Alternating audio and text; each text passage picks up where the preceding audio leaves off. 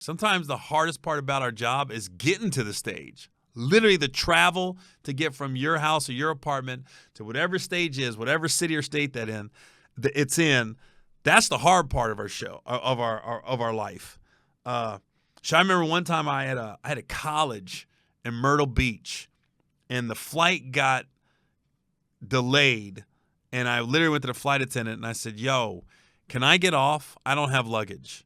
And she was like, "What do you need to do?" And I was like, "I'm opening up for the Rolling Stones tonight in Miami." Complete lie, by the way. I did have a show in Miami. I was at the Improv in Coconut Grove. But I was at a point where I was doing Thursday through Sunday at comedy clubs.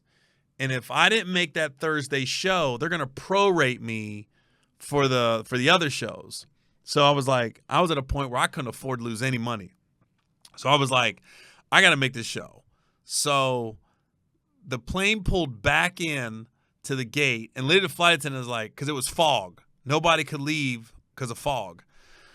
So they was like, anybody wants to get off the plane, you can. We're not leaving for a little bit. I know a lot of you are going to miss your connections, but you can always drive. Because I guess Charlotte was a decently close airport. I was trying to get to Miami. So I went and got a rent-a-car, drove from Myrtle Beach to Miami. And this is how I did it in my head. I think it was 700 miles. And I was like, okay, if I do 70 miles an hour, I'll be there in 10 hours. It was like 9 in the morning. I was like, I can make that. What I didn't know, I know from Myrtle Beach to 95 South, it's a couple hours on back roads. So you can't go 65, 70. The speed limit's like 35, 40. Mug, I'm speeding, but I'm still looking around for cops and stuff.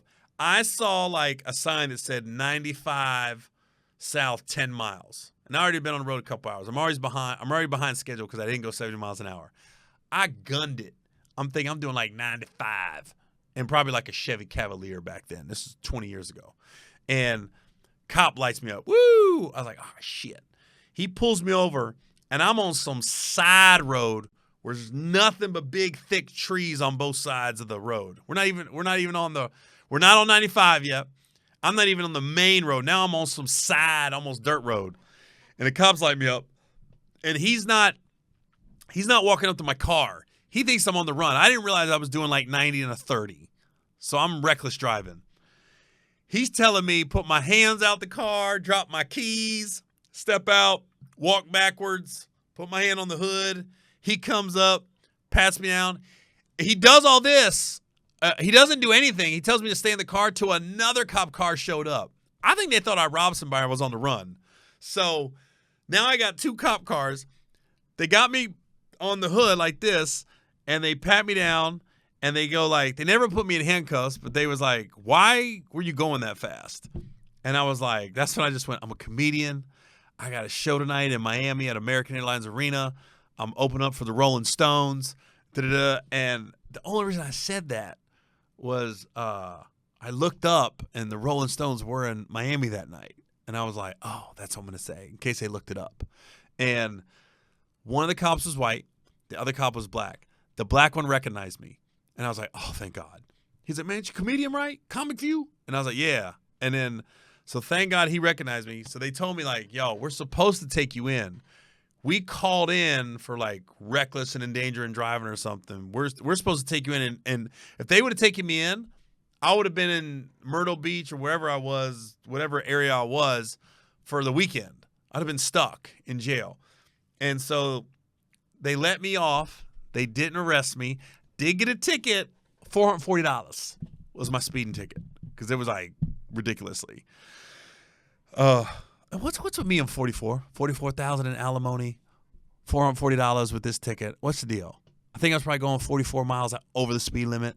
But they let me go, and it was so funny because the one cop was like, all right, Gary, listen, we want you to make your show. He said, we're not going to arrest you. We're going to let you go. I had DVDs in my back, in the trunk, too. I had merch. So I gave them both a couple DVDs. I think I had in my backpack. Let's hook them up. And then he told me the speed limit. He goes, all right, now in South Carolina, the speed limit is 65. You can go up to 74. We're not going to pull you over once you get on 95. Now, once you hit Georgia, it's going to clip on up to 70. You can go up to 79. They kept telling me how fast I can go without going over. So it was so funny. They were basically giving me heads up on how fast to go without getting arrested or getting pulled over. You know, Georgia, they're not going to pull you over if you're only 9 miles an hour over the speed limit. And once you get to 10, they're required to pull you over. So don't go over 10 miles an hour. You're good. And when you get to Florida, it's going to dip back down to 65. It was just, I was like, thanks. Appreciate it. So long story longer, I made the show at the Improv that night, and then I just got a great story I just told on my podcast. Oh, so $440. But it was just it's just another story of what sometimes stand-ups go through just to make a show. Like I was like, I'm gonna drive 10 hours. But I always look at it too like this. I always looked at it like from the grassroots of it.